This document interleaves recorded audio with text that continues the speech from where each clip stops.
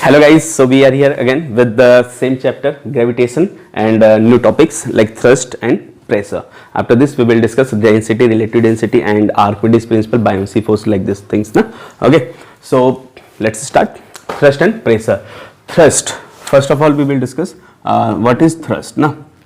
See, thrust is a type of force.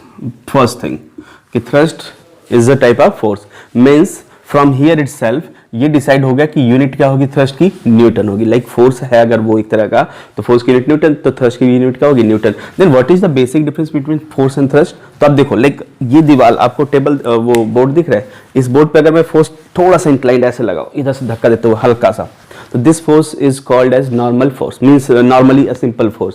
But अगर यही force perpendicular to the surface लगे हमेशा, like मैं इस बोर्ड को एकदम परपेंडिकुलर प्रेस कर रहा हूँ, तो ये जो फोर्स होगा ये स्पेशल केस हो जाएगा किसका, थ्रस्ट का.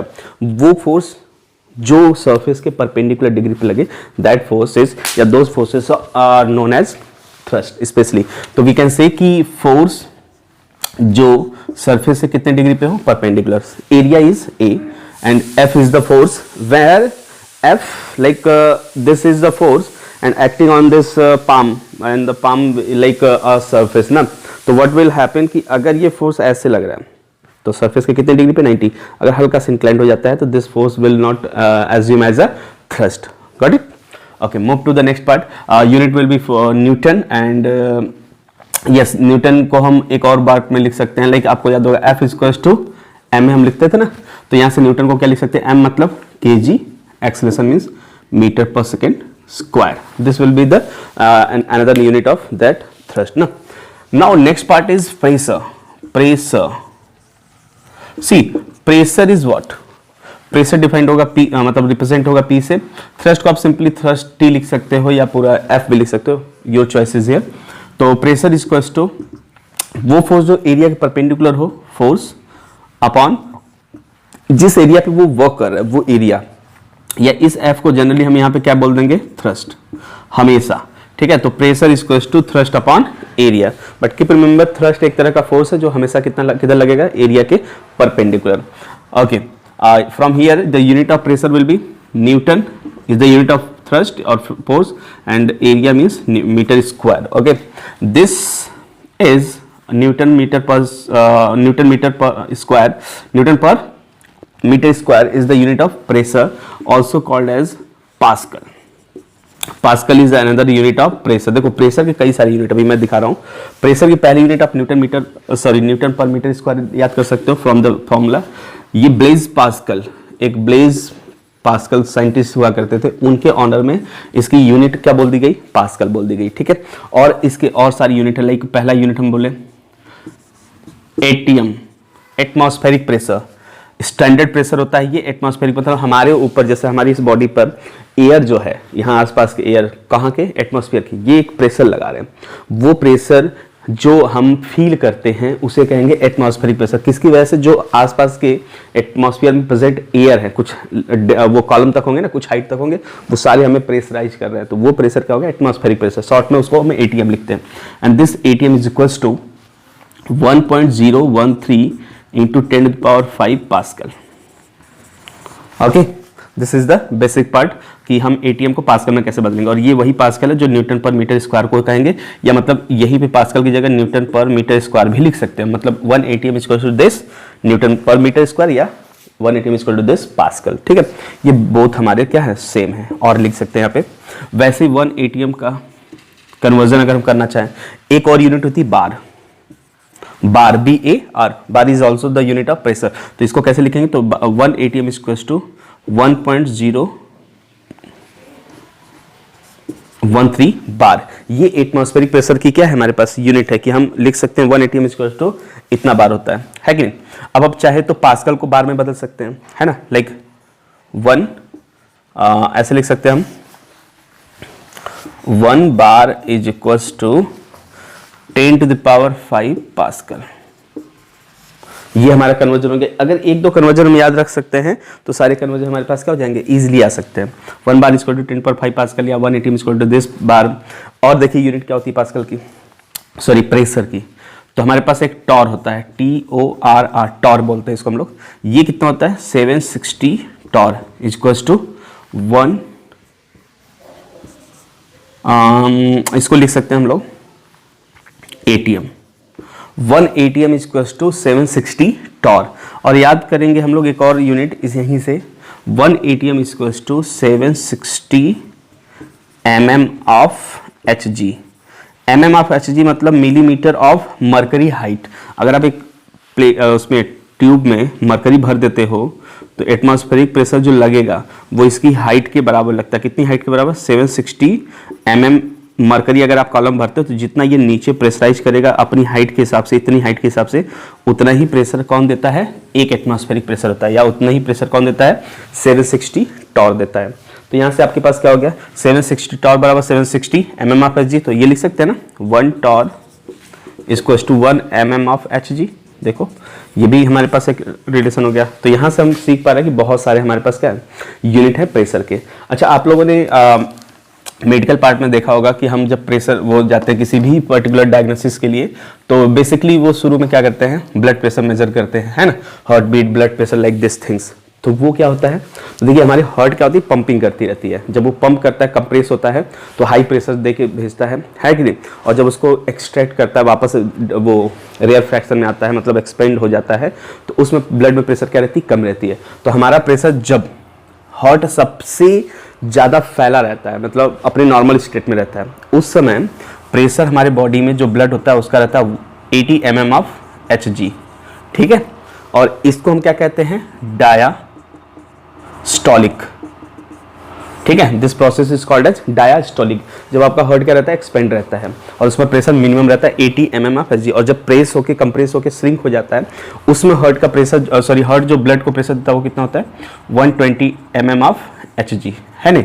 और इसमें जो हमारे पास होता है हार्ट जो कंप्रेस हो रहता है, उस प्रोसेस को क्या कहते हैं? सिस्टोलिक। ठीक है, systolic means 120 mm of Hg जब हार्ट कंप्रेस रहता है, और डायस्टोलिक मतलब 80 mm ऑफ Hg। किसकी प्रेशर बता रहे हैं? Blood pressure. जो वेसल्स आर्टरीज में होते हैं उनकी प्रेशर की बात हो रही है। और आपने सुना भी होगा कि रेंज हमारे बॉडी में ब्लड का कितना होता है? 180 तक, 80 to 120 ही होता है। ठीक है, तो रेंज समझ में क्यों ऐसा होता है? एक्सपेंड का और कंप्रेस का। ठीक है, ओके, यहाँ तक कहानी हो गई हमारे पास, थोड़ा सा प्रेशर की कहानी में, और ये प्रेशर के यूनिट भी थे हमारे पास। ओके, अब बात करते हैं कुछ जनरल एग्जाम्पल्स जहाँ पे हम प्रेशर को देख सकते हैं। लेकिन देखिए एक चीज़ और, प्रेशर इक्वल्स टू क्या था? Thrust upon area. अगर मैं बोलूँ कि एक हमारे पास ब्रिक है ना, जिसे हम ईटा कहते हैं, ब्रिक है, and the mass of the brick is 2 kg, suppose 2 और 3 kg we can take 3 kg। तो क्या लगता है कि वो 3 kg का जो ब्रिक है वो सेम प्रेशर हमेशा लगाएगा? लाइक ब्रिक को अगर हम ऐसे रखें तो भी उतने प्रेशर, लेटा के रखें तो भी वही प्रेशर, अगर हल्का इंक्लाइन करके रखें तो भी क्या वही प्रेशर लगेगा? तो आंसर है नो। देखिएगा, suppose we have a brick like this, we will try कि अच्छा बन जाए, देखते हैं। देखिए, मान लीजिए कि ये हमारे पास एक क्या है? ब्रिक है। इसके पास क्या होगी? लेंथ होगी, विड्थ होगी, और इसकी जो सबसे छोटी पार्ट होती है उसे हम क्या कह लेंगे? हाइट कह लेंगे। Suppose the mass of the brick is m। तो ये जो थ्रस्ट लगाएगा उसे हम क्या कहेंगे? फोर्स एक तरह का। और कोई भी ब्रिक जिसका मास, या कोई भी ऑब्जेक्ट जिसका मास m हो, वो फोर्स कितना लगाता है? अपने वेट के बराबर। तो फोर्स की जगह क्या हो जाएगा इसका, या थ्रस्ट की जगह क्या हो जाएगा इसका वैल्यू? थ्रस्ट इक्वल टू हो जाएगा m इंटू जी, मास इंटू ग्रेविटी। ये तो फिक्स हो गई। अब बची बात कि थ्रस्ट अपॉन हम जब एरिया करते हैं तो वी विल गॉट प्रेशर। अब बताओ एरिया बदलेगा कि नहीं? थ्रस्ट तो यही रहने वाला है, एरिया चेंज होगा कि नहीं? तो एरिया इक्वल टू व्हाट? जो पोर्शन सरफेस से टच होगा वो एरिया हमें लेना है। ठीक है, तो देखिए ब्रिक का अगर ये वाला पोर्शन रहा, ये पोजीशन रहा, जैसे रखा गया खड़ा एकदम, तो इसके नीचे वाले पार्ट की हम बात करेंगे तो ये सिर्फ पड़ेगा कहाँ पे? फ्लोर पे। जिस भी टेबल पे रखा है उसका ये वाला सरफेस टच में आएगा। इसका मतलब ये हुआ कि इस समय ये एरिया यूज होगा कौन सा? हाइट इंटू विड्थ का। तो यहाँ पे हम लिख देंगे हाइट इंटू विड्थ। तो यहाँ पे देखो ये प्रेशर आया। और अगर इसी ब्रिक को हम ऐसे लेटा कर रख देते, लाइक ऐसा, आप फील कर पा रहे होगे, ऐसे अगर रहा तो इसमें लेंथ है, ये विड्थ है और ये हाइट है। अब कौन सा एरिया यूज हुआ है? देखो मास तो वही रहेगा ब्रिक का, तो थ्रस्ट तो mg ही रहेगी। थ्रस्ट अपॉन क्या करना प्रेशर के लिए? Area, which area we have to take, तो ये जो ग्राउंड पे पड़ा है इस बार, ये वाला, इसको इस बार लेना है। कौन से पार्ट में आया है वो, लेंथ और विड्थ आया ना, यूज हुआ, देखिए ध्यान से, लेंथ इंटू विड्थ, ये एरिया कर दिया हमने। ये प्रेशर क्या सेम है दोनों, नहीं, दोनों अलग है। तो ये भी बात समझ में आना चाहिए कि थ्रस्ट अगर सेम रहा तो क्या वो प्रेशर अलग अलग लगा सकता है, तो आंसर है yes. Same thrust can produce different pressures. Yes, this is true कि सेम थ्रस्ट जो होते हैं वो डिफरेंट प्रेशर प्रेजेंट कर सकते हैं, एक्सर्ट कर सकते हैं किसी भी ऑब्जेक्ट पर। ठीक है, चलिए देखते हैं एक और चीज आपके पास, कुछ एग्जांपल जैसे मैं बता रहा था। हम जो बैग कैरी करते हैं, स्टडी बैग या कोई भी बैग, उसके स्ट्रेप्स जो होते हैं, है ना, उसके स्ट्रेप्स को हम क्या रखते हैं, चौड़ा रखते हैं, पतला नहीं रखते। क्यों? क्योंकि जैसे ही चौड़ा हो जाएगा उसका एरिया क्या हो जाएगा, ज़्यादा, और एरिया के ज़्यादा होने से प्रेशर क्या हो जाएगा, कम। तो हमारे शोल्डर पे जो बर्डन फील होगा वो क्या हो जाएगा, कम। इसलिए स्ट्रेप्स क्या होते हैं, चौड़े कर जाते हैं। दूसरी एग्जांपल जैसे बात करें, नाइफ एज, हम वेजिटेबल्स को कट करने के लिए चाहते हैं कि बहुत ही हल्का फोर्स लगाए, वेजिटेबल इजीली कट हो जाए, तो उसके लिए हमें कम क्या लगाना होगा, प्रेशर, कम फोर्स लगाना चाहते हैं। तो थ्रस्ट अगर कम रखना है तो आपको एरिया को क्या करना होगा, जिससे प्रेशर अपने आप बढ़ जाए। तो आप एरिया क्या कर दो, कम कर दो, जिससे प्रेशर क्या हो जाएगा, बढ़ जाएगा। इसलिए नाइफ की एज जो रखी है बहुत ही शार्प रखी जाती है, पतली रखी जाती है। नेल हो गया, नेल को हमें वॉल में क्या करना है, हिट करना है, उसमें हिंज करना है, तो उसके लिए हम उसको क्या रखते हैं, पतला रखते हैं। ठीक है, एकदम बहुत ही थिन रखते हैं, बहुत ही पॉइंटेड रखते हैं। और कुछ एग्जांपल जैसे बेस ऑफ द बिल्डिंग, अब बिल्डिंग बनानी है हमें 10 फ्लोर की, अगर फ्लोर ही मान लीजिए पतला कर दिया जाए, है ना, बहुत ही पतला कर दिया और ऊपर जाके फैलाते चले जाए, तो जब बर्डन बढ़ता जाएगा तो प्रेशर की वजह से जब हाई प्रेशर लगेगा जमीन में, तो हो सकता है कि बेस क्या हो जाए, धंस जाए, अंदर चला जाए। उससे बचने के लिए हम बेस को क्या रखते हैं, ज़्यादा वाइडर रखते हैं इन कंपेरिजन टू फ्लोर्स, एटलीस्ट उससे थोड़ा सा ज़्यादा तो रखते ही रखते हैं हम लोग। आप कभी घर बनते हुए या बिल्डिंग बनते हुए देखोगे तो जो बेस में दीवार बनती है वो काफ़ी चौड़ी बनती है in comparison to the floors wall, you can से।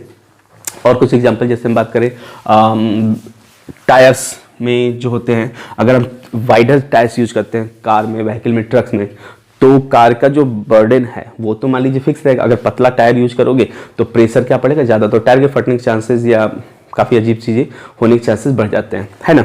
अजीब चीज़ें मतलब रोड पे चल रहा है, रोड भी देखे होंगे आप, ट्रक पे, हाईवे पे चलते हैं, तो ट्रक जिस रोड से जाता है, जिस पाथ से, वहाँ पे जमीन धंसने लगती है और बाइक साइड में क्या होती है, उठी रहती जाती है, तो एक इरेगुलर पैटर्न आ जाता है जिससे एक्सीडेंट होने के चांसेस हो जाते हैं ना। तो उससे बचने के लिए हम चाहते हैं कि रोड भी मेंटेन रहे, उसके लिए चौड़े टायर्स को यूज करते हैं। ठीक है, ताकि प्रेशर क्या हो जाए, कम। एरिया बढ़ा दोगे प्रेशर अपने आप क्या हो जाएगा, कम हो जाएगा। ठीक है ना। और कुछ एग्जांपल जैसे हम बात करें रेलवे ट्रैक्स, आपने रेलवे ट्रैक्स देखा होगा, लाइक जो रेलवे ट्रैक्स होते हैं उनके बीच में स्ट्रिप लगाई जाती हैं, किसकी, वुडन की या सीमेंटेड की, और गिट्टियाँ ढेर सारी रखी जाती, कंक्रीट्स, क्यों, ताकि जब ट्रेन जाए हैवियर तो उस समय वो प्रेशराइज होकर धंसे ना। ठीक है, तो so many examples are there जिसमें हम प्रेशर को क्या करते हैं, घटा भी सकते हैं, बढ़ा भी सकते हैं, बाई इंक्रीजिंग और डिक्रीजिंग एरिया ओनली। क्योंकि वेट जो थ्रस्ट है वो बदल नहीं सकते हम जल्दी, क्योंकि वो किस पे डिपेंड करता है, मास पे, और मास तो कंजर्व रहता है ना, उसको चाहे जैसे रखो आप, चाहे जहाँ रखो, तो हम चेंज क्या कर सकते हैं, एरिया चेंज कर सकते हैं। ठीक है, तो दिस इज द थिंग्स कि हम प्रेशर को घटा बढ़ा सकते हैं, कैसे निकाल सकते हैं, how many units are there, systolic क्या होता है, डायस्टोलिक क्या होता है, ये सारी चीज़ें हमारे पास हो गई। ठीक है, नाउ हम बात करते हैं लिक्विड प्रेशर की। देखो, लिक्विड प्रेशर के बारे में थोड़ा सा जानना जरूरी है, क्योंकि हम आर्किमिडीज यहीं से यूज करने वाले, स्टार्ट करने वाले।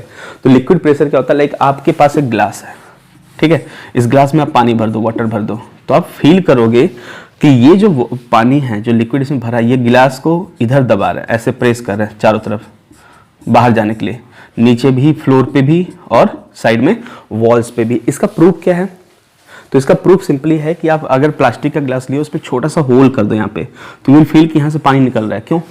क्योंकि वो कोशिश कर रहा था वहाँ से धक्का देने के लिए, वहाँ प्रेस कर रहा था कि हमें निकलने दो यहाँ से, और इसका प्रूफ सिंपली कि वहाँ होल कर दोगे तो अपने आप वहाँ से वाटर क्या हो जाएगा, बाहर निकलने लगेगा। इसका मतलब पहले भी कोशिश कर रहा था वो। तो ये जो प्रेशर लगते हैं चारों दीवारों पे और फ्लोर पे, वो इन ऑल डायरेक्शन कह सकते हैं। लिक्विड का जो प्रेशर होता है वो एक दिशा में नहीं होता। लाइक हम अगर इसको मैं ऐसे रख दें तो इसका प्रेशर सिर्फ मेरे फ्लोर पे, मतलब इस पाम पे नीचे की तरफ लगेगा, ये नहीं कि आसपास की हवाओं पे भी धक्का दे रहा है ना, सिर्फ downward. But in case of liquid, है ना। फ्लूइड्स यू कैन से, फ्लूइड में गैस भी आ जाएगा और लिक्विड भी आ जाएगा, वो हर दिशा में प्रेशर लगाते हैं, ऊपर नीचे हर दिशा में। खैर लिक्विड ऊपर नहीं लगाए क्योंकि ऊपर तक पहुंचा ही नहीं, नीचे और चारों तरफ दिशा में। अगर गैस होता तो इन ऑल डायरेक्शन, जैसे इस रूम में एयर है तो हर दीवार पे प्रेशर लगा रहा है हर एक दिशा में, ठीक है। ओके एक साइंटिस्ट हुआ करते थे पास्कल, अभी जिसकी बात चल रही थी, इन्होंने बताया था कि आप जैसे डेप्थ पे जाते हो, किसी ओशियन या सी रिवर की बात करें या सिंपली स्विमिंग पूल की बात करें, तो जैसे जैसे हम पानी के नीचे चले जाते हैं हमारे ऊपर प्रेशर क्या होता है, लिक्विड का बढ़ता है। सिंपल सी बात है, तो जनरल साइंस है कि अगर आप नीचे जाओगे तो आपके ऊपर के अमाउंट, वाटर की अमाउंट वो बढ़ती जाएगी, तो आपके ऊपर सारा प्रेशर लगाएंगे ना वो लोग, तो उस प्रेशर को हम क्या कहेंगे, लिक्विड प्रेशर, वो बढ़ता जाएगा। तो डेप्थ के साथ प्रेशर बढ़ता है, किस फॉर्मेट में, क्या होता है उसका फॉर्मूला, तो P बराबर होता है रो जी एच। रो होता है आपका डेंसिटी, इसको आप डी भी लिख सकते हो, अगर आपको हर अजीब सा लग रहा हो तो इसको आप डी लिख सकते हो, डेंसिटी, डी फॉर डेंसिटी। वैसे हम रो इसको पढ़ते हैं ROE, ठीक है, ऐसे लिखा जाता है। ये देखो तरीका, जी आपकी ग्रेविटी है, जितना भी बोलेगा क्वेश्चन में, otherwise 9.8 metre per second square ले लेंगे, और एच क्या है, डेप्थ है। यहाँ पर कितनी डेप्थ पे आप जा रहे हो प्रेशर निकालने के लिए, वो डेप्थ है। तो आप सोचो एच बढ़ेगा तो प्रेशर क्या हो जाएगा, सीधे है, बढ़ता रहेगा, ठीक। दूसरी चीज, पास्कल ने कहा था कि अगर आप पानी में, लाइक आपके 3 दोस्त हैं, वाटर में तीनों बराबर डेप्थ पे गए हो, यहाँ से पानी की जो डेप्थ है वो 10 मीटर है, यहाँ भी आपके लिए भी 10 मीटर, आपके दूसरे दोस्त के लिए भी 10 मीटर है, तो तीनों पे प्रेशर सेम रहेगा। क्यों? क्योंकि इस फॉर्मूले में आपके बॉडी का कोई हिस्सा नहीं दिख रहा है, मतलब कोई फॉर्मूले में आपके बॉडी से रिलेटेड कोई भी पार्ट नहीं है, सब है लिक्विड की डेंसिटी। जी यूनिवर्सल हमारे पास अर्थ के लिए 9.8 ही होता है, यूनिवर्सल नहीं, मतलब अर्थ के लिए 9.8 है। एच तीनों का सेम है, अगर सेम गहराई में हो तो सब पे प्रेशर क्या लगेगा, सेम लगेगा, ठीक। ओके, इसी का एक और एग्जांपल मैं बता दूं, एक चीज और, छोटी छोटी बातें हैं, सारी चीजें आप नोट्स बनाने के लिए अपने यूज कर सकते हैं। देखो, अगर मैं कहूँ कि हमारे पास 3 तरह के बॉटल्स बनाए गए हैं, bottle number 1, bottle number 2 and like bottle number 3, इसको थोड़ा सा और वाइडर कर लेते हैं। मान लीजिए अगर इन तीनों में हमने पानी भर दिया सेम हाइट तक, इसमें भी पानी है, इसमें भी वाटर है, इसमें भी वाटर है, हाइट तीनों में क्या है, h है, इसमें भी हाइट h है, इसमें भी हाइट h है, तो बताइए कि यहाँ पे इनके बॉटम पे प्रेशर किसका ज़्यादा होगा, P1, P2 या P3। तो लग तो रहा होगा कि हमें कि हो सकता है इसमें, क्योंकि इसमें पानी ज़्यादा लग रहा है। इसको थोड़ा सा और बड़ा कर देते, चौड़ा कर देते, मान लेते हैं थोड़ा सा चौड़ा कर दिया जाए, तो इसमें लग रहा है इससे थोड़ा कम है तो इसका प्रेशर और कम होगा, और इसमें सबसे कम लग रहा है तो इसमें सबसे कम होगा। नहीं, अगर हाइट सब में सेम है तो प्रेशर सबका क्या होगा, सेम होगा, क्योंकि हम बराबर गहराई पे जा रहे हैं, बराबर डेप्थ पे। This is called as hydrostatics, hydrostatic लिख लो, paradox, hydrostatic paradox. According to this, कोई भी स्ट्रक्चर है कैसा भी रहेगा, अगर बराबर हाइट तक पानी भरा है सब में, तो प्रेशर उसके बॉटम पे सेम लगेगा, ठीक है। ओके, यहाँ तक लिक्विड की थोड़ी सी जानकारी हमें मिली है, आगे चलते हैं। लिक्विड प्रेशर की बात हो रही थी कि हमारे पास रो जी एच हो जाता है। एक लास्ट चीज, हाइड्रो जो मशीन्स होती हैं, लिक्विड कह सकते हैं आप, फ्लूइड मशीन्स, लिक्विड मशीन नहीं कह सकते, फ्लूइड मशीन्स जो लिक्विड पे काम करते हैं, लाइक जेसीबी आपने सुना होगा नाम, है ना, जेसीबी हो गया, ऐसे काफ़ी मशीन्स हैं, लिफ्ट होते हैं, हाइड्रोलिक लिफ्ट, हाइड्रोलिक मशीन्स होती हैं। आपने सर्विसिंग करते हुए गाड़ी उड़ी पे देखा होगा, गाड़ी को उसके स्टैंड पर रखते हैं और एक मशीन चालू होता है, अपने आप गाड़ी को उठा देता है, तो उसमें यूज करते हैं क्या, पिस्टन टाइप का चीज़, जो लिक्विड भर के उसको प्रेशराइज करता है और चीज़ें क्या हो जाती है, उठने लगती हैं, है ना। तो उसको हम क्या कह सकते हैं, हाइड्रोलिक लिफ्ट या मशीन, ठीक है। ये सारी चीज़ें किस पे काम करती हैं, पास्कल्स लॉ पे। कैसे, तो देखिए, अगर हमारे पास ऐसा कुछ चैम्बर बनवा दिया जाए, ठीक है, ऐसा कुछ, और इसमें लिक्विड भरवा दिया, स्पेशल लिक्विड होते हैं जो कंप्रेस नहीं होते हैं, ऐसा नहीं कि पानी भर दिया लिक्विड की जगह, नहीं, कुछ स्पेशल लिक्विड्स आते हैं, और यहीं पे मैं इसको बंद करवा दूँ एक पिस्टन से। आपने सिरिंज वाला केस देखा है ना, लिक्विड भरा था, सिरिंज ऊपर नीचे जो ब्लैक वाला पार्ट है वही वैसा ही होता है, ये पिस्टन कहलाता है। दोनों तरफ से बंद कर दिया हमने, और यहाँ से दबाने लगे, यहाँ से प्रेशर देने लगे, फोर्स देने लगे, तो यहाँ से लिक्विड ऐसे दबेगी और इधर आएगी इक्वली। पास्कल कहते थे कि अगर आप यहाँ प्रेशर लगा रहे हो तो ऐसा नहीं कि इधर सीधे जाएगी प्रेशर, ये घूमकर इधर इधर इधर हर दिशा में बराबर जाएगी।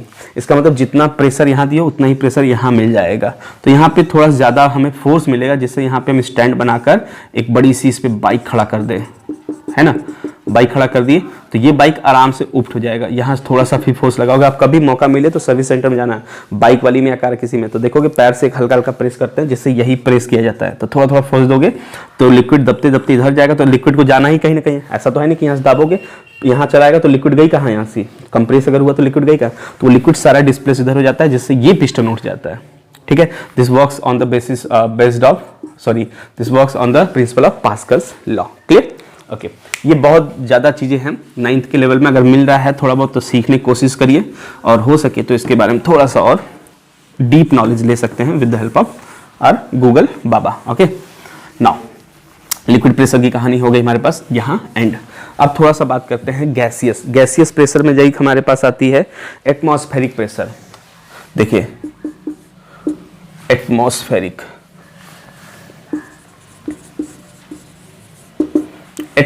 प्रेशर में अभी बात किया था कि एटमॉस्फेरिक प्रेशर की यूनिट क्या होगी, 1 atm होगी, और इसको जनरली यूनिट में बताना है तो 1.013 इंटू 10⁵ पास्कल होता है। ठीक है, देता कौन है, तो लाइक अपना अर्थ है, इसके चारों तरफ गैसेस भरी हैं, और गैसेस हैं इसके लिए कौन रिस्पॉन्सिबल है, क्यों नहीं उड़ रही एटमॉस्फेयर होने की वजह कौन है, तो ग्रेविटी नहीं, तो अदरवाइज सब गैसेस उड़ जाती हैं। ग्रेविटी इनको होल्ड करके रखे, तो कुछ ऊंचाई तक होगा ना, 8 से 10 किलोमीटर तक मान लेते हैं कि हमारे पास एटमॉस्फेयर है, तो ये सारा का सारा गैस ग्रेविटी से खींचा जा रहा है, मतलब सब नीचे आने चाह रहे हैं, और यहीं बीच में हम पड़ गए, तो हमारे ऊपर प्रेशराइज करेंगे कि नहीं करेंगे।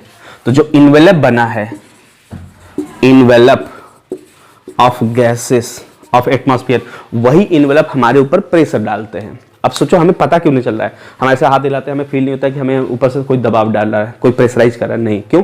क्योंकि अंदर से जो ब्लड के वेसल है वो बाहर दबा रहे होते हैं, तो ब्लड के वेसल बाहर, अंदर बाहर से एटमॉस्फेयर इसलिए मेंटेन रहता है। अगर कोई भी ज़्यादा हुआ, जिस दिन एटमॉस्फेरिक ज़्यादा हुआ तो आपको फील होगी क्या, अजीब सा एक प्रेशराइज, जो कि हम अब अवेयर रहेंगे तो हमें अजीब सा फील कराएगा, और अगर अंदर के लोग ज़्यादा हो गए तो भी अजीब सा फील होगा। इसलिए देखते होंगे आप लोग कुछ स्पेशल सूट्स आते हैं, अगर हम ऊपर जाते हैं एस्ट्रोनॉट्स या माइनर टनल में जाते हैं माइनिंग के समय, तो वहाँ भी स्पेशल सूट्स मिलते हैं, वहाँ का प्रेशर मेंटेन करवाया जाता है ना। अगर मान लो माइनिंग करना 2-3 सालों तक, तो ऐसा नहीं कि स्पेशल सूट पहन के चल रहे हैं, वहाँ पे हम मेंटेन करवाते हैं कि एटमॉस्फेरिक प्रेशर बना रहे, जिससे हम थोड़ा सा रिलैक्स फील करें। अब बचपन से ये हाथ मेरे साथ है तो ये अजीब नहीं लग रहा है, अजीब सा लगेगा तब जब ये एक और हाथ यहाँ जोड़ दिया जाए, है कि नहीं। तो वैसे ही होती है प्रेशराइज जो होता है प्रेशर्स, वो हम बचपन से फील कर रहे हैं एटमॉस्फेयर का, इसलिए हमें अजीब नहीं लग रहा है। किसी दिन हमें गड्ढे में खोद कर 50-100 मीटर नीचे भेज दिया जाए, वहाँ प्रेशर कम है, तो वहाँ प्रेशर कम, लेकिन हमारे अंदर का ब्लड प्रेशर तो उतना ही रहेगा ना, तो वो बाहर निकलने की कोशिश करे, तो पता चला कि हमारी बॉडी क्या और स्वेलिंग फील कर रही है, अजीब सा देखा होगा, है कि नहीं। तो ये सारी चीज़ें होती है हमारे पास एटमॉस्फेरिक प्रेशर की वजह से। ठीक है, चलिए नेक्स्ट आते हैं हम लोग।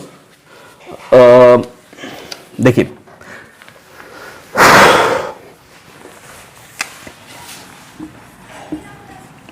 बॉयंसी क्या होता है, देखिए अप्रॉक्सीमेटली बायोंसी और आर्किमिडीज इस चैप्टर का लास्ट पार्ट होगा हमारे पास। एक छोटा सा पार्ट है उसको कर लेते हैं, फिर बायोंसी कर लेते हैं। ठीक है, देखिए एक छोटा सा पार्ट क्या हमारे पास, density, and after that density, relative density. ठीक है, डेंसिटी क्या होता है, डेंसिटी मीन्स लाइक अगर मैं एक रूम बना दूं, आपके जैसे स्कूल रूम की बात कर रहा हूं मैं, ऐसे नहीं, मान लीजिए आपका ये क्लास है, इस क्लास में चेयर रखे हैं, चेयर पे आप सभी लोग बैठे हैं, आपके रूम में 40 चेयर्स हैं, 40 स्टूडेंट 40 चेयर्स, और आपके बगल वाले दूसरे सेक्शन में 35 चेयर्स हैं। ठीक है, इसका मतलब उतने ही बड़े साइज के रूम में आप 40 लोग हो और इसमें 35 लोग हैं, तो इनमें संख्या कम है ना, किसकी, मासेस की, मॉलिक्यूल्स की। तो मास की संख्या पर्टिकुलर गिवन स्पेस में कम हो गया, इसका मतलब यहाँ के लोगों की संख्या कम, यहाँ मासेस की कम, और ये किसी न किसी एक फैक्टर से बताना होगा ना, वो फैक्टर होती है डेंसिटी। तो डेंसिटी इज व्हाट, डेंसिटी हम रो से ही लिखेंगे, आप लोग डी लिख सकते हो, चलो हम डी भी लिख देंगे साथ में। डेंसिटी या रो या डी इक्वल टू होता है मास कितना है पर्टिकुलर गिवन वॉल्यूम में, तो mass per unit volume is called as density of the substance. कितना मास 40, कितने स्पेस में, इतना स्पेस, स्पेस का वॉल्यूम डिवाइड कर दो। ठीक है, इसके लिए डेंसिटी निकालना है, इसका मास ले लो 35, वॉल्यूम वही है, तो वॉल्यूम दोनों के लिए सेम हो गया, मास पहले वाले का ज्यादा दूसरे का कम, तो density of first, density of second कौन ज्यादा होगा, पहले का ज्यादा होगा, सिंपल सी बात है, उसमें मास ज्यादा है कि नहीं। यूनिट क्या होगी, मास की यूनिट क्या होती है, केजी, एंड वॉल्यूम की मीटर पर cube, this is the unit, KG per metre cube. खैर वाटर की जो हमें डेंसिटी याद रखनी होती है वो कितना होता है, KG, 1000 KG per metre cube. अगर हम एक वॉल्यूम बनाएं जिसका वैल्यू कितना हो 1 metre cube, like 1 length 1 height 1 width, तो एक क्यूब बनेगा। उस क्यूब में अगर हम पानी भरे तो कितना लीटर केजी आ जाएगा, 1000 केजी आ जाएगा। अगर हम उसमें मरकरी भरेंगे तो जानते कितना आएगा, इतने ही स्पेस में एक क्यूब बनाया आपने जिसकी लेंथ विड्थ सब बराबर रखो, कितना कितना 1 1 1, तो इसका वॉल्यूम भी कितना हो जाएगा 1 मीटर क्यूब ही तो होगा ना जी। 1 मीटर 1 मीटर 1 मीटर लंबा चौड़ा ऊंचाई है, तो वॉल्यूम कितना होगा 1 मीटर क्यूब। इसमें पानी भरोगे तो 1000 केजी आ जाएगा, और इसमें मरकरी भरोगे तो आ जाएगा 13.6 इंटू 10 पावर, या इतना याद कर लो 30, मतलब 13.6 ज्यादा आएगा। अगर इसको सिंप्लीफाई करें तो आ जाएगा 13600, इतना केजी आएगा पर मीटर क्यूब। वो आएगा 1000, ये आएगा 13600, मतलब उससे कितना गुना ज्यादा हो गया, टाइम्स हो गया 13.6 टाइम्स ज्यादा हो गया। तो इतना मरकरी ज्यादा हैवियर होता है, मरकरी की वेट क्या होती है, ज्यादा होती है, मास ज्यादा होती है। तो जिसकी डेंसिटी जितना होगा, लाइक मैंने बोला कि एक ऑयल है उसकी डेंसिटी 0.8 इंटू 10³ है। इसका मतलब क्या हुआ कि अगर उसके 1 मीटर वॉल्यूम के हम ऑयल भरेंगे तो कितना केजी उसमें आएगा, 0.8 इंटू 10³ का मतलब 800 केजी हो गया पर मीटर क्यूब, है ना। मतलब 800 केजी आएगा, वो पानी से भी कम लीटर में आएगा, मतलब अमाउंट में आएगा, ठीक है। तो डेंसिटी सिंपली क्या बताता है हमारे पास, केजी पर मीटर क्यूब, मतलब जितना मास है कितने वॉल्यूम स्पेस में। रिलेटिव डेंसिटी क्या होती है, सिंपली किसी भी सब्सटेंस की density, density of any substance या medium divided by density of water at 4 degree Celsius. 4 क्यों किया जाता है ये बाद में समझोगे, अभी के लिए सिर्फ इतनी कि अगर रिलेटिव डेंसिटी आपसे पूछता है तो आप क्या करना है, डेंसिटी ऑफ सब्सटेंस निकालना, लाइक वाटर की डेंसिटी से डिवाइड करना आपको। तो मरकरी की डेंसिटी मैंने ऊपर लिखवाना है, तो 13.6 इंटू 10³ ये मरकरी की है। रिलेटिव डेंसिटी ऑफ मरकरी निकालने जा रहा हूँ मैं, तो सब्सटेंस की डेंसिटी होगी मरकरी की ये, अपॉन में डेंसिटी ऑफ वाटर कितना 1000, तो 3 जीरो तो खत्म हो जाएंगे, तो कितना आ जाएगा 13.6। ये क्या आया है, तो ये मरकरी की रिलेटिव डेंसिटी आई है, ठीक है। तो एक फॉर्मूला हमारे पास क्या होगा, रिलेटिव डेंसिटी बराबर डेंसिटी ऑफ मीडियम या substance divided by density of water eight how much degree Celsius, 4 degree Celsius. ये हमारे पास फॉर्मूला हो गया, ठीक है। समटाइम्स वो रिलेटिव पूछ लेते हैं तो ये दोनों देंगे, और कभी कभी रिलेटिव दे देंगे, पूछेंगे डेंसिटी बताओ, तो क्या करना, रिलेटिव रखना है यहाँ पे, डेंसिटी ऑफ वाटर 1000 यहाँ फिक्स ही रहेगा, यहाँ पे ये निकालना, तो इसको क्रॉस मल्टीप्लाई करोगे आ जाएगा आंसर, ठीक है ना। ये थी हमारे पास छोटी सी कहानी डेंसिटी ऑफ रिलेटिव डेंसिटी की। ओके, अब नेक्स्ट मूव करते हैं हम लोग बायंसी। देखो, बायंसी फोर्स तब फील होता है जब किसी भी ऑब्जेक्ट को आप पूरी तरीके से या पार्शली थोड़ा सा पार्ट कोशिश करो कि हम पानी में डुबोने के लिए। आप एक उसकी फुटबॉल ले लो, ठीक है, फुटबॉल को पानी में रखोगे तो फुटबॉल उस पर तैरने लगता है, फ्लोट करने लगता है। अब उसको जबरदस्ती दाबो, तो आप जब फोर्स दबाओगे उसको नीचे की तरफ, तो आप फील करोगे कोई है जो ऊपर की तरफ दबा रहा है। कौन होता है वो, तो वो होता है बायंसी फोर्स। बायंसी, खैर उसका नाम होता है बायोंट फोर्स, हम इस प्रोसेस को बायंसी कहते हैं। बायंसी सिंपली क्या कहेंगे, lifting of body in which direction, upward, is called as buoyancy. किसी भी लिक्विड में कोई भी बॉडी पार्टली, मतलब थोड़ा सा हिस्सा या पूरी तरीके से डुबाया जा रहा है, इमर्ज किया जा रहा है, तो उस पर एक ऊपर की तरफ क्या लगता है, लिफ्ट फोर्स लगता है। उस प्रोसेस को हम कहते हैं बायंसी। और जिस फोर्स से वो दबाया जाता है ऊपर की तरफ, नहीं भागो ऊपर, that force is called as buoyant force, ठीक है। बायोंट फोर्स क्या होगा, वो फोर्स जिससे हम किसी भी बॉडी को पानी में डुबो रहे हैं, लिक्विड में डुबो रहे हैं, किसी भी टाइप का लिक्विड हो, ऑयल हो या पानी हो या मरकरी, किसी में भी अगर उसको डुबो रहे हैं तो वी विल फील कि ऊपर की तरफ एक फोर्स लग रहा है, वो फोर्स ही क्या होगा, बायोंट फोर्स होगा। और इस प्रोसेस को क्या कहेंगे हम, बायंसी, ठीक है। ओके, तो बायंसी फोर्स निकालो कैसे आप सर, तो हम उसना बायंसी फोर्स के लिए आपको एक सिंपल सा लॉजिक ये दिया जाता है कि लगा कौन रहा है बायंसी फोर्स। तो जब आप बॉडी को किसी को डुबोगे, लाइक आपके पास ये बर्तन है, सपोज ये पॉट है, एक बाल्टी, इसमें आपने पानी भरा था, आप एक प्लास्टिक की बॉल लाते हो जो कि तैरता है, उसको जबरदस्ती आप अंदर भेज दिए हाथ से पकड़ के, तो आप सोचो कि ये बॉल आया होगा तो यहाँ के स्पेस का पानी गया कहाँ, तो वो तो डिस्प्लेस्ड हो गया ना, बाहर निकल जाएगा, या तो अगर जगह बचा है तो इसी में लेवल इसका उठ जाएगा। अब ये पानी जो उठे हैं, ये कोशिश करेंगे कि हम वापस अपनी जगह और इस बॉल को कहाँ फेंक दे, ऊपर की तरफ। तो ऊपर की तरफ की बॉल पे क्या लगता है, force, that force is called as buoyancy. वजह, लिक्विड का प्रेशर, लिक्विड हमेशा क्या चाहती है, प्रेशर कर देना चाहती है। आप अगर किसी भी बर्तन में, किसी भी लिक्विड में एक बॉडी रख दो, लाइक ये बॉडी रख दिया मैंने स्क्वायर में या क्यूब में, मान लो क्यूब मान लेते, बना लेते हैं, ये क्यूबिक एक बॉडी है, तो इस बॉडी को लिक्विड किधर फोर्स लगाएंगे, प्रेशर, तो ऊपर वाले नीचे दबाएंगे, इधर साइड वाले लेफ्ट वाले राइट, राइट वाले लेफ्ट, और नीचे से ऊपर। और ऑब्वियस सी बात है कि नीचे वाले जो हैं P2 और ऊपर से जो प्रेशर लग रहा है P1, कौन ज़्यादा होगा? तो देखो P2 ज़्यादा गहराई पे है और P1 कम गहराई पे, तो ज़्यादा प्रेशर किसका होगा? P2 का। तो P2 तो ऊपर लग रहा है, इसलिए बॉडी के ऊपर प्रेशर लगता है, और जो प्रेशर लगता है उसी P बराबर F/A फॉर्मूले से, pressure equal to force upon area से हम यहाँ से क्या निकाल सकते हैं, मल्टीप्लाई करके प्रेशर इंटू एरिया का। फोर्स इक्वल टू क्या आ जाएगा? P इंटू ए। तो अगर प्रेशर लग रहा है तो सिंपल सी बात है, फोर्स भी लगेगा। मान लेते फोर्स F2 और ऊपर से लग रहा है F1, तो कौन फोर्स ज़्यादा होगा? P2 ज़्यादा है तो F1 भी ज़्यादा होगा। This force is called as buoyancy force. Concept समझ में आया क्यों लगता है ये? ओके, वजह क्या है? लिक्विड प्रेशर, जिसकी वजह से बायोंसी फोर्स आती है। कैसे निकालोगे कितना होता है? तो बायोंसी फोर्स इक्वल्स टू जो होता है हमारे पास, वो होता है उस लिक्विड का वेट।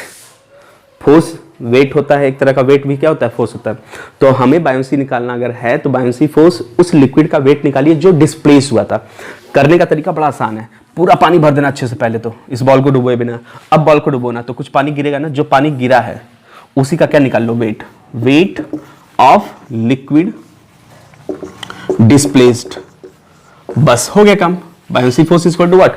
वेट ऑफ लिक्विड जो डिस्प्लेस किया गया है। किसने डिस्प्लेस किया होगा? बॉडी जब डूबा होगा तो पानी निकला होगा, और कितना निकलेगा उसके लिए पहले पूरा भर दीजिएगा पानी, जो भी बाल्टी होगी या आपकी ग्लास होगी। भरने के बाद कोई भी बॉडी को देखना है कि इस पर कितना बायोंसी लग रहा है, तो उसको उसमें डाल देना, तो पानी बाहर निकलेगा फिक्स है। अगर पहले से भरा है तो कुछ डालोगे तो पानी बाहर निकलेगा, ओवरफ्लो होगा। जो पानी निकल रहा है उसका वेट निकाल लीजिए, उसका वेट निकलेगा, काम बन जाएगा आपका बायोंसी। सिंपल, ठीक है। तो हम इसको लिख सकते हैं वेट के लिए डेंसिटी इंटू वॉल्यूम इंटू जी, जहां डेंसिटी किसकी लिखनी है? लिक्विड की। वॉल्यूम किसका लिखना है? जो लिक्विड डिस्प्लेस हो रहा उसका वॉल्यूम, यानी कि पूरे लिक्विड का ले लिया, जितना पानी बाहर निकला सिर्फ उसका। और जी तो आपको पता है, तो बायोंसी फोर्स का एक फॉर्मूला हो गया हमारे पास, rho density of liquid, V उस वॉल्यूम उस लिक्विड की वॉल्यूम जो डिस्प्लेस हुआ है, जी हो गया ग्रेविटी। इसकी जगह आप वॉल्यूम ऑफ बॉडी भी लिख सकते हो, लेकिन याद रखें कि वो वॉल्यूम लिखना है बॉडी का जो डूबा है पानी में। ऐसा नहीं कि आधा डुबो दिया आधा बाहर तो पूरे का वॉल्यूम लेना, नहीं, उतना हिस्सा जो डूबा है। तो यहाँ पे आपका ये फॉर्मूला ऐसे भी हो सकता है, buoyancy force is equal to density of liquid into volume of body, liquid की जगह बॉडी भी लिख सकते हो, इंटू जी। तो सर ये बॉडी की वॉल्यूम नहीं है, ये उस बॉडी की वॉल्यूम है जो डूबा हुआ है। तो उससे अच्छा हम ये कर लेना, जो पानी डिस्प्लेस हुआ उसका वॉल्यूम ले ले। तो कभी कभी इनडायरेक्टली ये ना देकर वो लोग वॉल्यूम ऑफ बॉडी दे देते हैं, तो आप इससे निकाल लोगे, ठीक है ना। चलिए, यूनिट तो वही होगी, फोर्स है तो न्यूटन होगा। ये हमारे पास बायोंसी फोर्स हो गया। अच्छा, जब आप सोचो कि बायोंसी लग रहा है, लिक्विड में आप डुबो रहे हो कोई चीज और ऊपर की तरफ फोर्स लग रहा है, अभी ये चीज ऐसे है तो इसको ग्रेविटी खींच रही है, ऊपर की तरफ कोई लग ही नहीं रहा है, तो इसका वेट जो है वो मान लेते हैं W है। अभी पानी में गया तो एक ऊपर की तरफ फोर्स लगेगा, तो वेट में क्या आएगी? थोड़ी सी कमी आ जाएगी।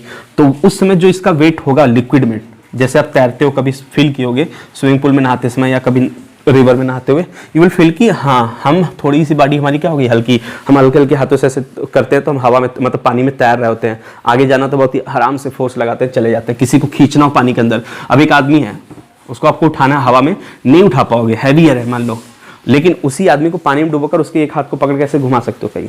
क्यों? क्योंकि उसका वेट क्या हो जाता है? कम हो जाता है। तो वो जो वेट फील हो रहा है लिक्विड के अंदर, net weight in the liquid, वो वेट कहलाता है apparent weight, that is called as apparent weight. निकालने का बड़ा आसान तरीका है, उसका जो रियल वेट है उसमें बायोंसी फोर्स घटा दो, खत्म। कैसे? देखो, ये बॉडी बाहर है, इसका वेट हो गया W नीचे, और जब लिक्विड में जाएगा तो इसके ऊपर एक बायोंसी लगेगी, तो नेट वेट जो रहेगा वो किधर लगेगा? नीचे ना। वही वेट इस बार जो लगेगा वो क्या कहलाएगा? एपरेंट। आप 50 kg के थे पहले हवा में, 50 kg, अब आपके ऊपर मैंने लगा दिया 50 kg, इसको लिख लेते हैं। अब आपके ऊपर बायोंसी फोर्स, वैसे मैं kg लिख रहा हूँ, न्यूटन मान लेते, लिख लेते हैं 50 न्यूटन, और बायोंसी आप पे लग रहा है 10 न्यूटन। तो बताओ कि अब आपका वेट कितना होगा? 40 ना। कैसे निकालोगे? Apparent equal to real 50 minus force buoyancy बराबर कितना होगा? 40।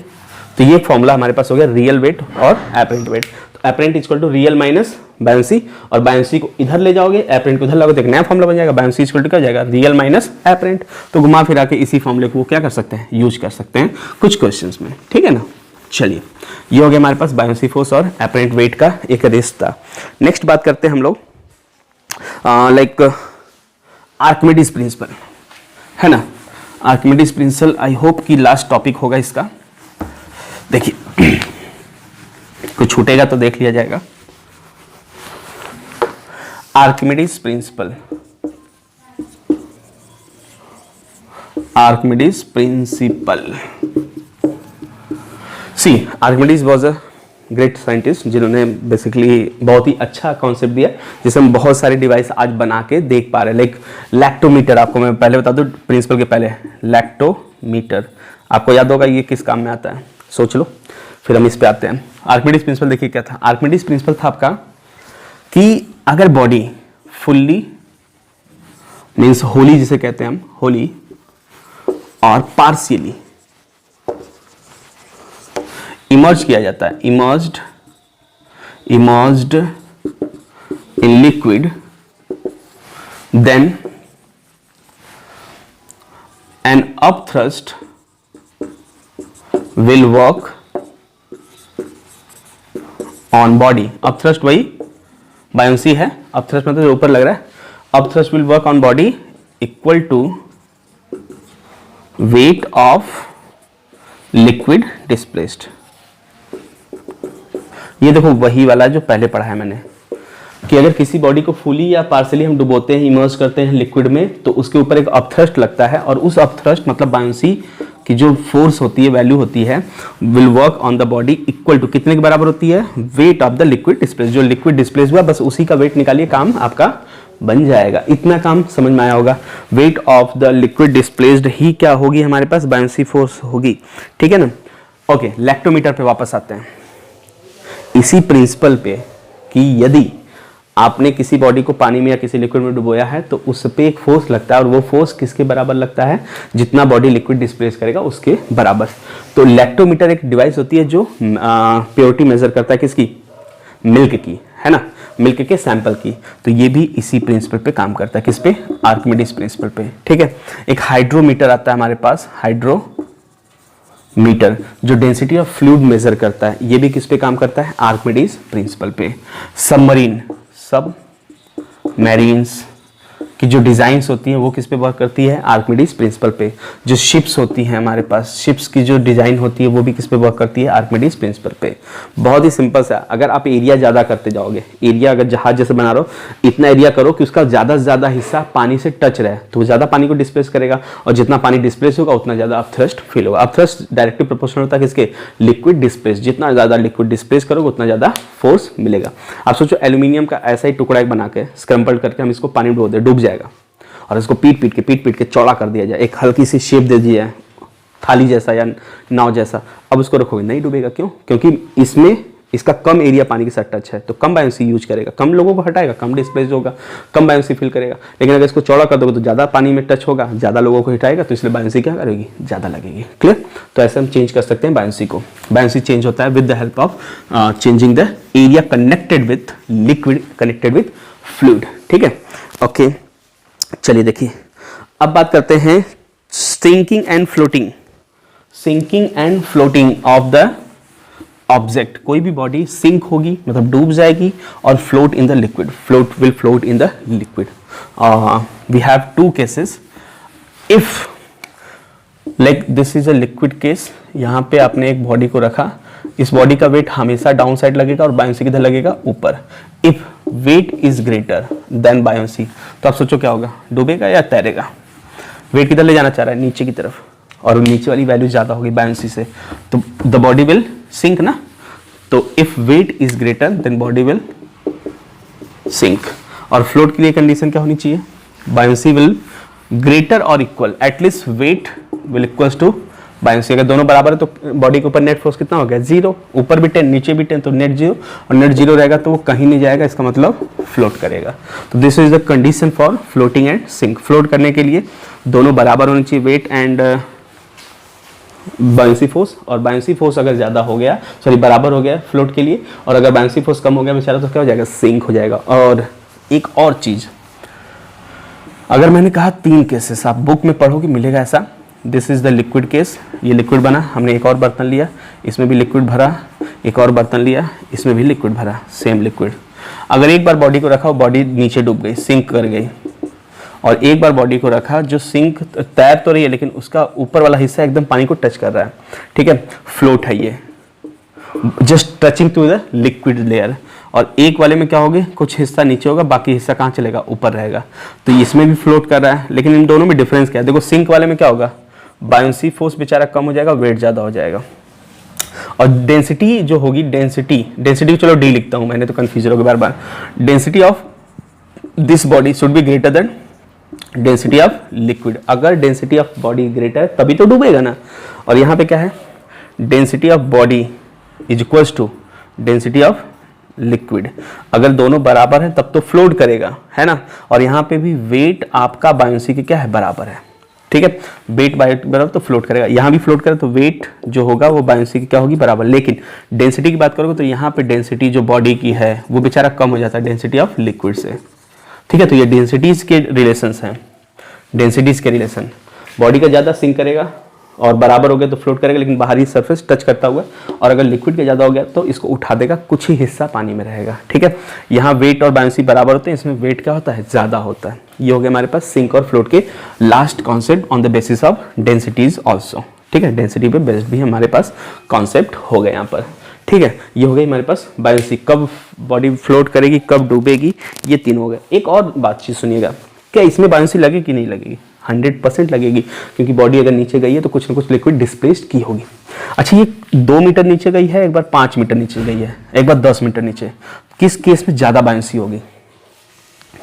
बॉडी सिंक कर गई, एक बार 2 मीटर नीचे आकर रुक गई है, एक बार 5 मीटर नीचे और एक बार 10 मीटर नीचे, तो in which case buoyancy will be greater? तीनों में सिंक है, डूबी है, तो in all cases buoyancy will be same. अगर बॉडी डूब गई तो कितनी गहराई पे है उससे मैटर नहीं करता, कितनी गहराई पे वो मैटर नहीं करता, क्योंकि बॉडी अगर डूब गई है तो अपने पूरे बॉडी के बराबर वो लिक्विड क्या करेगी, डिस्प्लेस। वो यहाँ रहे या 100 मीटर नीचे रहे, उससे फर्क नहीं पड़ता। क्लियर? तो एक बात ये भी याद रखिएगा कि सेम लेवल लेवल्स चाहे जो भी हो, अगर बॉडी सिंक है तो बायोंसी क्या होगी, सेम होगी, ठीक है। चलिए, ओके, ये बात हमारे पास हो गई। अब एक लास्ट पार्ट हम इसमें पढ़ लेते हैं, फिर छोड़ देते हैं आप लोगों को, ठीक है। देखिए, अगर हम बोले कि लाइक एक बाल्टी आपके घर में है, ठीक है। बाल्टी में आपने पानी भरा और उस पर जितना लेवल तक भरा उसमें मार्क कर दिया, ठीक। अब क्या करिएगा, उसमें आइस डाल दीजिए, एक टुकड़ा आइस का, थोड़ा सा बड़ा रहे आइस का टुकड़ा। आप देखोगे कि जहां मार्क किए थे वो लिक्विड लेवल क्या हो गया, हल्का सा उठ गया है। या भूल जाओ सब, बोलो, बाल्टी लो, उसमें आइस का टुकड़ा डाल दो, एक बड़ा सा, ठीक है, तैरेगा उसमें, और जितना लेवल बाल्टी में होगी उसको मार्क कर देना, मार्कर से मार्क करके छोड़ देना। और बाल्टी में पानी रहेगा नॉर्मल टेम्परेचर पे और आइस का आपका 0, तो धीरे धीरे आइस क्या होगी, मेल्ट करने लगेगी। और मेल्ट करते करते एक समय ऐसा आएगा कि पूरा आइस कन्वर्ट हो जाएगा लिक्विड में। आपको क्या लगता है, उस बाल्टी का लेवल जो लिक्विड का था वो ऊपर जाएगा, नीचे, या सेम रहेगा? सोच के देखो आप लोग, और हो सके तो इसका आंसर आप दे सकते हैं कमेंट में। वैसे ही अगर देखा जाए तो आइस के मेल्ट करने से लिक्विड का लेवल क्या रहेगा, अनचेंज रहेगा। बट आइस क्या रहना चाहिए, प्योर रहना चाहिए, आइस में कोई मिक्सिंग नहीं होनी चाहिए। लेकिन अगर आइस में मिक्स करके, लाइक लेड होता है ना, लेड को आइस के साथ मिक्स करके हम आइस, मतलब आइस है उसमें, आइस वाटर भी है, पानी का भी हिस्सा है आइस में, और लेड भी है। अब उसको आइस के टुकड़े को जिसमें लेड भरा पड़ा है, मिक्स है, उसको पानी में डाल देंगे। अब अगर ये मेल्ट किया तो आइस जाएगा नीचे, बैठ जाएगा, और लेवल ऑफ लिक्विड क्या हो जाएगी, घट जाएगी after melting the ice into liquid. Clear? तो ये दो बातें आप गूगल करेंगे, बहुत ही कॉम्प्लेक्स चीज़ है लेकिन बहुत ही सिंपल चीज़ है। क्यों ऐसा होता है, इसका आंसर आप दे सकते हैं, ठीक है। सो आई होप यहाँ तक हमने सारी थ्योरी कवर कर ली है। एक लास्ट वीडियो जिसमें हम न्यूमेरिकल्स सॉल्व करेंगे। आई होप कि theory will help to solve the numericals, but ये थ्योरी सब बेकार होंगी अगर वो न्यूमेरिकल वाला पोर्शन हमें समझ में नहीं आया, मतलब हम नहीं कर पा रहे हैं, ठीक है। तो वीडियोस देखेंगे जरूर न्यूमेरिकल्स वाले और ट्राई करेंगे खुद से। Self assessment is most important, है ना। So thank you.